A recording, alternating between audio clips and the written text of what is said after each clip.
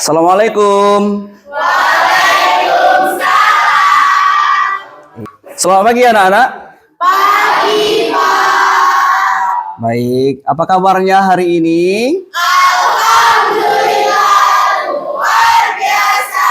Allahu Akbar. Masya Allah, semangat sekali rupanya anak-anak hari ini ya. Mudah-mudahan dengan semangat yang luar biasa ini, kita mampu mendapatkan ilmu dalam pelajaran kita kali ini. Amin ya Rabbal Alamin. Terlebih dahulu, siapa yang tidak hadir pada kesempatan pembelajaran kali ini, nanti yang Pak absen silakan jawab hadir, dan untuk yang perempuan silakan jawab hadiroh. Paham ya? Siap, paham. Adelia, Hadirah, Pak. Adinda Rizky, Hadirah, Pak. Randi, Tia. Hadirah, Pak. Pak, ada kalimat motivasi terlebih dahulu. Kalimat motivasi ini yang kita harus renungkan untuk kita ke depannya. Jika anak-anak merasakan lelahnya belajar dan menjadi malas untuk belajar, maka anak-anak harus siap untuk mengenyam yang namanya kebodohan. Pelajaran kita kali ini ialah tentang beriman kepada kitab-kitab Allah. Apa sih tujuan pembelajaran kita kali ini?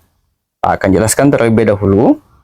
Adapun tujuan pembelajaran kita kali ini, satu, anak-anak menjelaskan pengertian beriman kepada kitab-kitab Allah. Dua, menyebutkan nama-nama kitab Allah yang wajib diyakini oleh umat Islam. Ketiga, menjelaskan perbedaan dan kesamaan kitab-kitab Allah. Keempat, mengidentifikasi peran kitab-kitab Allah dalam kehidupan sehari-hari. Ya, jadi itu adalah tujuan pembelajaran. Anak-anak, Pak kasih pertanyaan terlebih dahulu. Pertanyaan pertama, apa yang kamu ketahui tentang iman? Ya, silakan Patir. Iman adalah meyakini kepercayaan sepenuh hati, diucapkan dengan lisan dan diamalkan dengan perbuatan. Iya, tepat sekali. Beri aplaus dulu untuk saudara Fatir. Ya, bagus Fatir. Terima kasih atas jawabannya. Sudah bagus, sudah pas. Selanjutnya, pertanyaan kedua. Hal apa saja yang wajib kita imani sebagai orang Islam? Saya, Pak. Ya, silakan Adinda. Kita wajib mengimani ada 6, yaitu iman kepada Allah Subhanahu wa Ta'ala, iman kepada malaikat, iman kepada kitab-kitab Allah, iman kepada Rasul-Rasul Allah, iman kepada hari kiamat, iman kepada qada dan qadar. Iya, bagus sekali, tepat dan lengkap. Tepuk tangan dulu untuk Adinda. Pertanyaan ketiga, ada berapa kitab-kitab Allah yang wajib kita ketahui? Saya, Pak. Ya, silakan Rebecca. Ada 4, Pak. Ya, Kitab Taurat, kitab Zabur, kitab Injil, dan kitab Al-Quran. ya, tepat sekali. Ada 4. Tepuk tangan dulu untuk Rebecca.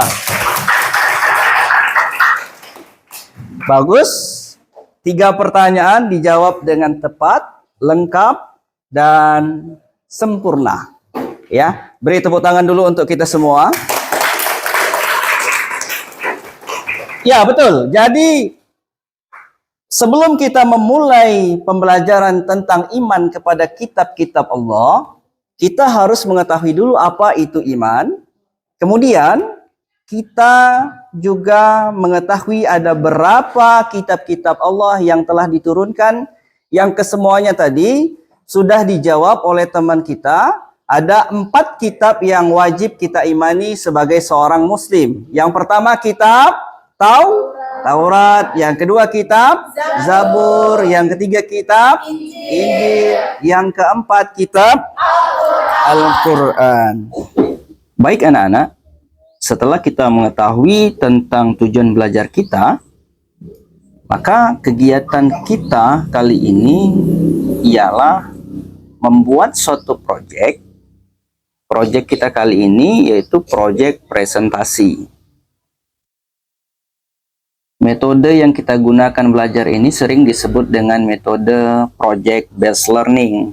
Anak-anak sudah paham tentunya ya, apa itu metode project based learning, yaitu suatu pembelajaran yang kita buat untuk menyelesaikan suatu project. Jadi kita punya project yang harus kita selesaikan. Anak-anak sekalian, bagaimana nanti kegiatan kita ini? Yaitu pertama, kita akan membentuk kelompok kelas ya. Jadi nanti kita akan bentuk 4 kelompok. Dengan satu kelompok itu akan membuat project, menyelesaikan project sesuai dengan tujuan belajar kita, ya kan? Jadi tujuan belajar kita tadi ada 4, maka project kita kali ini kita selesaikan, kita buat 4 kelompok juga. Nanti anak-anak akan diberikan kesempatan setelah menyelesaikan project untuk melakukan presentasi berdasarkan kelompoknya masing-masing ada di depan kelas. Baik, selanjutnya kita akan membagi proyek berdasarkan kelompoknya masing-masing ya anak-anak. Kelompok pertama, proyeknya adalah menjelaskan pengertian beriman kepada kitab-kitab Allah. Kelompok kedua, proyeknya menyebutkan nama-nama kitab Allah yang wajib diyakini oleh umat Islam. Kelompok ketiga, proyeknya nanti akan menjelaskan perbedaan, persamaan kitab-kitab Allah. Proyek kelompok 4, mengidentifikasi peran kitab-kitab Allah dalam kehidupan sehari-hari. Nanti setiap kelompok masing-masing mempresentasikan hasil dari tugas kelompoknya. Apakah sudah siap? Siap. Baik. Apakah sudah siap? Siap. Oke, dalam hitungan ketiga silakan mengerjakan. 1, 2, 3. Silang pendapatnya silakan dikerjakan. Halo. Hai. Sudah selesai? Sudah. Ya. Baik, kalau sudah selesai, kita tahap presentasi ya anak-anak. Presentasi dari kelompok. Silakan dari kelompok 1 terlebih dahulu untuk mempresentasikan. Silakan maju. Kami dari kelompok 1 akan mempresentasikan hasil dari jawaban kami. Pengertian beriman kepada kitab-kitab Allah. Beriman kepada kitab-kitab Allah adalah meyakini dengan sepenuh hati bahwa Allah telah menurunkan wahyunya kepada para nabi rasulnya dalam bentuk kitab-kitab yang menjadi petunjuk umat manusia. Kitab-kitab tersebut merupakan wahyu Allah yang harus diterima dan diimani sebagai bagian dari ajaran agama Islam. Dalam Al-Quran, Allah menyatakan, Rasul-Rasul yang kami utus sebelum kamu, semuanya kami wahyukan kepada mereka, dan kami berikan kepada mereka kitab-kitab sebagai petunjuk hidup.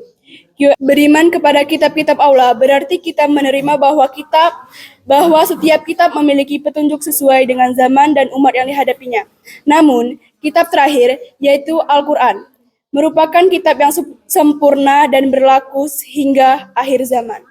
Sekian presentasi dari kelompok kami. Kami akhiri. Wassalamualaikum warahmatullahi wabarakatuh. Terima kasih kelompok 1 sudah bagus sekali. Selanjutnya silakan duduk kembali.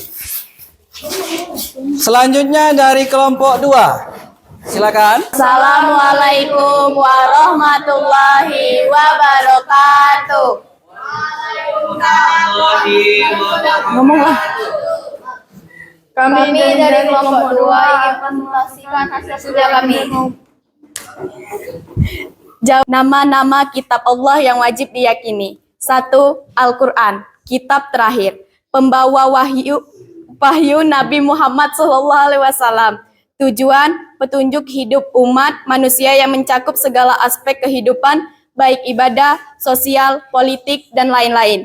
Keterangan, Al-Quran adalah kitab terakhir yang tidak akan mengalami perubahan dan berlaku sampai akhir hari kiamat. 2. Injil, pembawa wahyu Nabi Isa alaihi wasallam. Tujuan petunjuk hidup untuk umat yang hidup pada zaman Nabi Isa. Injil mengajarkan tentang cinta, kasih, dan kedamaian. 3. Taurat, pembawa wahyu Nabi Musa. Tujuan petunjuk hidup bagi Bani Israel yang mengandung hukum-hukum syariat termasuk hukum-hukum mengenai ibadah dan moralitas. 4. Zabur, pembawa wahyu Nabi Daud. Tujuan berisi pujian dan doa kepada Allah serta petunjuk moral yang sederhana serta mengandung syair-syair yang mendalam. 5. Suhuf Ibrahim, pembawa wahyu Nabi Ibrahim. Tujuan berisi ajaran dasar tauhid dan petunjuk hidup yang sangat singkat tetapi mendalam mengenai keesaan Allah. Sekian presentasi dari kelompok kami. Jika ada kesalahan kami mohon maaf. Kami akhiri. Wassalamualaikum warahmatullahi wabarakatuh.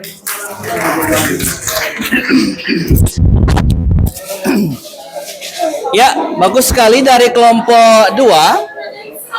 Tapi ada beberapa evaluasi yang harus kita lakukan di kelompok 2 dalam penyebutan alaihi salam, bukan alaihi wasalam. Nabi Isa alaihi salam. Iya. Selanjutnya kelompok 3, silakan. Assalamualaikum warahmatullahi wabarakatuh.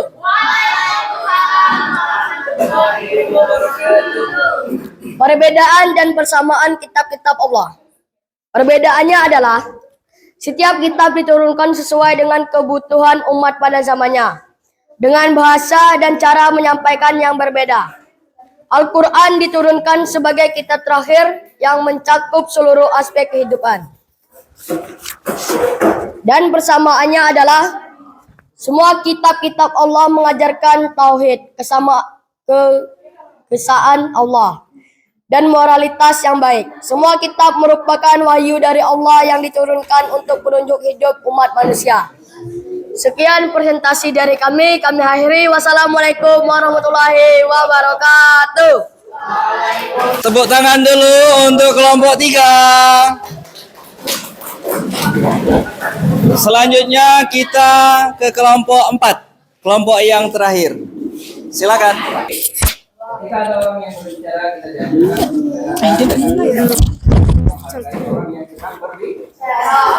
silakan. Kelompok 4. Assalamualaikum warahmatullahi wabarakatuh. Kami dari kelompok 4 akan mempresentasikan hasil kerja kami. Peran kitab-kitab Allah dalam kehidupan umat Islam. 1. Al-Quran. Peran. Al-Quran adalah sumber utama ajaran Islam yang memuat petunjuk hidup yang lengkap. Setiap aspek kehidupan, seperti ibadah, akhlak, dan hubungan sosial, diajarkan dalam Al-Quran. Kitab ini memberikan pedoman moral dan hukum yang harus diikuti umat Islam. Contoh, menyuruh umat Islam untuk sholat, puasa, zakat, dan haji sebagai ibadah yang wajib, menjaga hubungan baik dengan sesama manusia. 2. Injil. Peran. Walaupun Injil bukan kitab yang kita amalkan sepenuhnya, ajaran moral yang mengajarkan kasih sayang, kedamaian, dan kebaikan antar sesama Injil. Juga mengajarkan pentingnya cinta kepada Allah dan sesama manusia. Contoh, ajaran tentang cinta, kasih, dan manfaatkan yang diterapkan dalam kehidupan sehari-hari. 3. Kitab Taurat. Taurat menjadi pedoman hidup bagi umat yang hidup pada zaman Nabi Musa. Meskipun sebagian besar hukum Taurat tidak berlaku lagi, tetapi ajaran moral dan tauhid tetap relevan untuk diaplikasikan. Contoh, mengajarkan untuk berbuat aniaya, menghormati orang tua, dan menjaga keadilan. 4. Kitab Zabur. Zabur mengajarkan pentingnya berdoa dan memuji Allah dalam kehidupan umat Islam. Kita diajarkan untuk selalu memuji Allah dan doa zikir. Sebagai Nabi Daud as-salam melakukannya. Contoh, membaca zikir dan doa sebagai hubungan dengan Allah. Itulah presentasi dari kami. Assalamualaikum warahmatullahi wabarakatuh.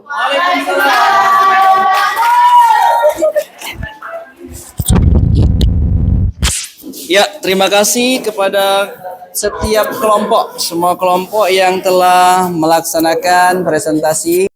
Anak-anak, dari proses belajar kita hari ini melalui proyek presentasi, maka dapat kita simpulkan bahwa kelompok ini cukup berhasil dibentuk dan diberikan tugas masing-masing sehingga mereka mengerjakan sesuai dengan tugasnya. Lalu anak-anak mampu memahami tujuan dan objektif proyek ini. Kesimpulan ketiga, anak-anak sudah bekerja sama secara tim, berkomunikasi yang efektif. Kemudian kesimpulan terakhir, anak-anak mudah-mudahan siap untuk mengembangkan kreativitas dan pengetahuan tentang beriman kepada kitab-kitab Allah. Lalu apa saja refleksi yang bisa kita dapatkan? Pertama, dalam kegiatan ini meningkatkan kesadaran akan pentingnya beriman kepada kitab-kitab Allah. Kedua, siswa atau anak-anak bekerja sama, berbagi ide dan menghargai pendapat. Ketiga, refleksi daripada kegiatan berkelompok ini adalah membantu anak-anak mengembangkan keterampilan presentasi dan komunikasi. Rukun iman ada 6. Yang pertama, iman kepada Allah Subhanahu wa taala, kedua iman kepada malaikat, ketiga iman kepada nabi dan rasul, keempat adalah meyakini dengan sepenuh hati bahwa Allah telah menurunkan wahyu-Nya kepada para nabi dan rasulnya dalam bentuk kitab-kitab yang menjadi petunjuk hidup untuk manusia. pengertian implementasi terhadap iman kepada kitab-kitab Allah. Kita mampu menjalankan perintah Allah sesuai dengan Al-Quran dan hadis dalam kehidupan sehari-hari, contohnya mengerjakan sholat 5 waktu, berbuat baik kepada sesama, dan menjaga kelestarian alam. Sudah? Sudah, Pak. Iya, berikan tepuk tangan. Jawabannya sudah bagus sekali. Semangat belajar, jangan putus asa, kejarlah mimpi kalian walaupun setinggi langit. Oke, untuk menutup kegiatan kita pada hari ini, dan jangan lupa untuk kegiatan kita minggu depan, kita akan masuk kepada materi sholat sunnah.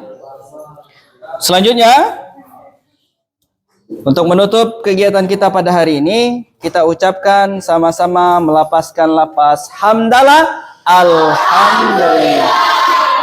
Bilal. Ya, Pak akhiri. Wassalamualaikum warahmatullahi wabarakatuh.